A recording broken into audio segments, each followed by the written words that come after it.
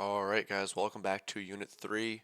Today we will be focusing on mainly how to build gears, gearboxes, as well as timing belts, and how to calculate and CAD those distances correctly for any of the mechanisms you guys might build. Start by just showing you a couple examples. This was the 2024 shooting gearbox. As you can see, it's just driven off one Neo here. So this is a one Neo gearbox, and this would be your output shaft. Here is another one. This was the 2025 Climber. This one was a multi-motor gearbox that converted it all the way down to here. This would be the output shaft. This is for a climber, so obviously you need lots of torque. And then this is one from this year. This was on the intake. This one's a little bit of a lighter one, but just to move this up and down. That's what that gearbox is for. As you guys can see, gearboxes are pretty much used every year, at least that I've been on the team. So it's really good to know how to make them, as well as timing belts are used kind of like chains, but for really fast things. There's one on the shooter this year. Yeah, right here on the side, this is a timing belt. There's a timing belt from here to here, and from here to here. And you got to calculate those distances correctly, because unlike a chain, you can't just break a chain and make it good. You got to actually have a set distance, or you'll have to custom order a belt, which is expensive, and it's better to just use one that we already have. So we're going to start by just creating a new document. I will call it CAD Unit 3, put it in my folder, and then once this loads, I'm just going to create a folder with our parts in it. I'm going to call this gearbox plate, because that's what we'll be starting off making today. So we're just going to start with a simple sketch here on the side, and you're going to start with just a hole for your first spot, whatever it's going to be, whatever gear that is, and then you'll want to just make another circle, because obviously these will represent our gears and they will have to be touching each other. So I will use the tangent tool up here and make them tangent to each other. Now this has to follow this all the way around. It can't go anywhere else. Now to figure out how big these need to be, what I like to do is to just go to West Coast Products Gear Calculator. You can also just look it up. What you're going to be looking for is the pitch diameter of your gears. So I'll start with the 30-tooth gear, and here it tells me the pitch diameter for that 1.5. Pretty much the pitch diameter, it's different than like the diameter of the gear, because the pitch diameter is like where the teeth of the gear would intersect. So you always want to use pitch diameter. Go 1.5, and then we'll just feed it into, say, a 14-tooth gear, which has a 0.7 pitch diameter. So we'll make this one 0.7, and I want these to be perfectly in line with each other, so I'll use the horizontal for that. Now this will be just the start of our gear ratio. I'm going to make these both constructions because we don't need them right now. And as you can see, this is our 30, this would be our 14, feeding each other. And now what this does is it allows us to come in and put the bearing holes for it, because now we know exactly where those need to go. They need to go in the middle of these, and we can just dimension those out to what those will be. Now as you can see, there's a little bit of intersection here, so because of that, you can either move these around, use like a different size bearing hole, because the motor one doesn't need one all the way through it. So we can just go like that. I'm just going to make a plate for it real quick. Just any size box will do. I'll just dimension it out really quick. Now I'll just extrude it out, and then make sure to leave my hole in the middle here out for our bearings. I'm just going to make this one 1/4 inch, which is really thick, but normally you want your gearboxes thick like that. And I'm going to put a small hole in this one, just for our 1/2 inch hex to fit through. Now we have the start of our gearbox here. If you go into the assembly, we can start to throw it together a little bit in here. I'm just going to throw these parts, and then in other documents here, I'm just going to be looking up like bearings, 1/2 inch hex bearings, just to get all the parts that I need. If you guys are looking this up and nothing is showing up, I could show you how to fix that real quick.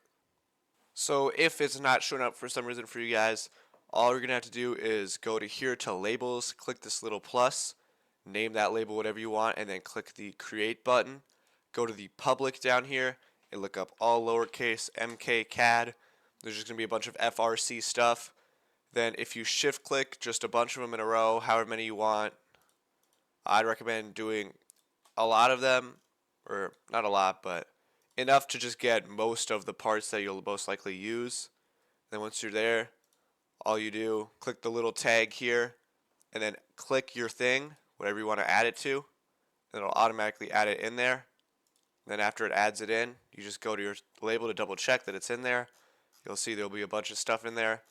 And then if you go back into your CAD and then look up like bearing or something, you should get a bunch of stuff that pops up here. It might not look the same as mine, but it should be close enough to where you can get what you need. Otherwise, you can just look up half-inch hex bearing in the search bar and download and import the STL file into CAD, and you'll get one like that. But this way is just easier if it's working for you. So that's what I recommend doing. So for this piece, we're going to need 2 bearings, a motor, a 30-tooth gear, and a 14-tooth gear. So I'm just going to start by getting my bearings. And you're going to be looking for the Neo brushless motor that kind of looks like this. Some will say Neo, some will have no branding on them. It's kind of the motor you're looking for. Once I have all this in here, I'm just going to be using the mates to connect everything together around how it should go. I'll start off with my bearings and then move on to my motors. Hopefully you all know how to do this by now. It should be pretty easy. I'll just be using fasten mates for most of it.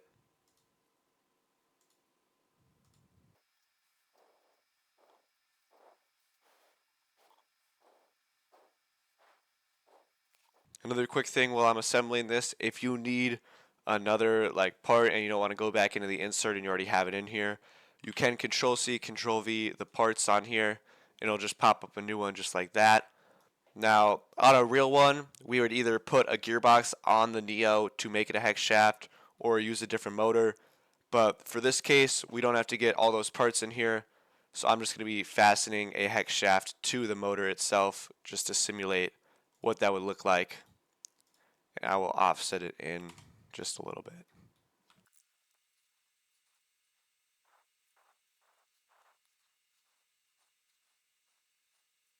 Alright, without even putting this plate on, all that we're really looking for in this design is to see, do these teeth look like they're meshing correctly?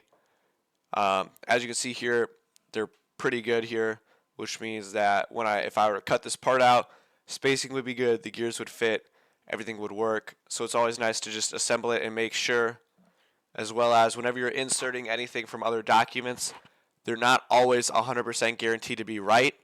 So like if you're like measuring something with this gear, say like I'm measuring the thickness to make like a spacer, I should double check with the real gear or like a real file just to make sure that the measurements are right. Most of the time they are right, but sometimes they're wrong. So just in case they are, you always want to check that. And yeah, this is an example of one of like the first parts of a gearbox. If I were to expand this, I would just add another one of these tiny gears here onto this part. And then after doing that, I would add another axle down here with another big gear. But overall, this is pretty much the simple parts of building a gearbox. Now, I'm not building a whole one because I want you guys to try on your own, building your own gearbox. You can use whatever gears you want. It just has to have 2 stages, and 2 stages is kind of like this. This has 3, obviously, and it does not have to be this complex. It can only be one motor. You can make it as complex or as simple as you want, but it has to have at least 2 stages, meaning that it goes to here, runs this gear, and then this gear runs a second gear. So it could end here, it could keep going forever. Pretty much just up to you guys, whatever you want to do. Just try that out, make sure you're getting the hang of it, and just keep checking, making sure that your gears are meshing in the middle. And now we are going to move on to the timing belt part. For the timing belts, you're just going to want to make a new part studio here, and I'm just going to make a theoretical plate where I have one circle here, say these are both pulleys and I want a belt between them. So I'll just make it as if there's going to be a bearing here in between them. And now all I have to do is figure out the distance between here and here, the center of each circle. Make sure you're not clicking the edge or you'll get a different measurement. I'm going to make them horizontal. But there's a new tool to figure this out. Say that I'm CADing everything up, it's going real nice, and I want to have 6.5 inches in the middle. Now, most of the time, that's not going to work perfectly, and you're going to have to change it up just a little bit. But the way to figure that out is you just go to Google or whatever you're using, and you just look up WCP, West Coast Products, belt calculator. Then click on the first link. It should bring you to a page that looks somewhat like this. It will look similar to the gear calculator. Pulley teeth, in this case, we would be using 30 tooth pulleys. And desired center distance, this is where you type in whatever you have on your CAD. Mine, it is 6.5 inches between the center. That's what I want, so I'll put that in as desired center distance. And extra center, that doesn't apply to me in this case, so I'm going to leave it at 0. It's a 1-to-1 ratio. And the output, it tells me these are, it just gives me 3 options. This one will be the closest, this one will be a little bit shorter, this one will be a little longer. So as you can see, I can get it to 6.398, which is pretty close to 6.5, so I'm going to choose that one, and that would be a 95 tooth belt. This just gives you belts that are like readily available to everybody. They're easier to make, they're cheaper. That way you don't have to make a custom belt. So if you're able to use this, that's really nice. I'll be using it in this one. So I'll just plug in that 6.938 into the middle here. And now that will give me the correct distance for my timing belt and pulley. Now if I like a plate around this or something and I put the pulley on it, the belt would line up perfectly. It'd have great tension on it and it would work. Before I end this unit, there's just a couple more things I want to let you guys know about. First off is when you're assembling whatever you're making, always be watching your bearing directions and make sure that they're flipped in a way that makes sense. Because like sometimes you want your bearings like this, sometimes you might want it flipped over the other way. Just imagine like what forces are going to be pushing on the bearings to try and pop them out, and adjust the direction of your bearing accordingly to that. As well as try as much as possible to put screws into your assembly, because sometimes like the screw hole size is wrong or the screw goes through, but you see like if the motor was up here a little bit, it might interfere with something that you might not have been able to see if you don't put the screws in. So when you're building, try to build as much as possible, including screws, including nuts, anything that would be important to see if it collides with anything. That is pretty much it for this unit. Please keep working on those practice problems. That is the best way to get better at home without these videos. If you have any questions, reach out to me.